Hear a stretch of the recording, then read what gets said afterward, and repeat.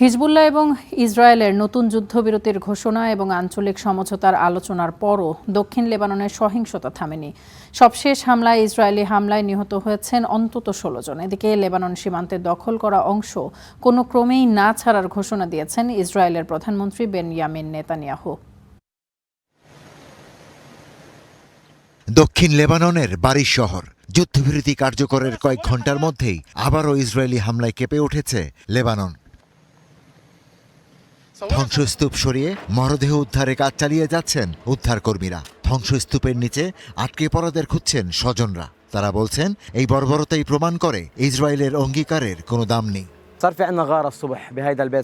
আজ সকালে এ বাড়িতে বিমান হামলা চালানো হয়েছে। তখন ভেতরে মানুষ ঘুমিয়েছিল। তারা সবাই সাধারণ নাগরিক ছিল এবং নিজেদের ঘরে শান্তিতে ঘুমিয়েছিল। ইসরায়েলের পক্ষ থেকে যুদ্ধবিরতি কার্যকর হওয়ার কথা ছিল।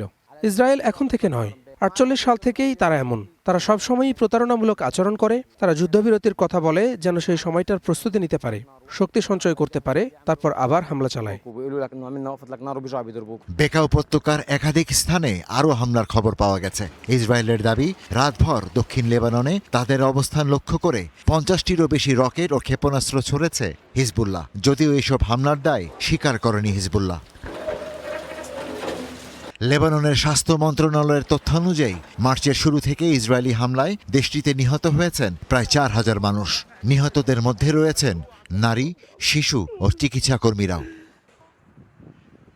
এদিকে পাল্টা হামলা চালাচ্ছে ইরানপন্থী গোষ্ঠী হিজবুল্লাহর যোদ্ধারাও। গতকাল আরও একজন ইসরায়েলি সেনা নিহত হয়েছেন। এ নিয়ে গেল কয়েকদিনে ইসরায়েলি বাহিনীর ৫ সদস্য প্রাণ হারালেন। Ishtiaq Hossain, star news.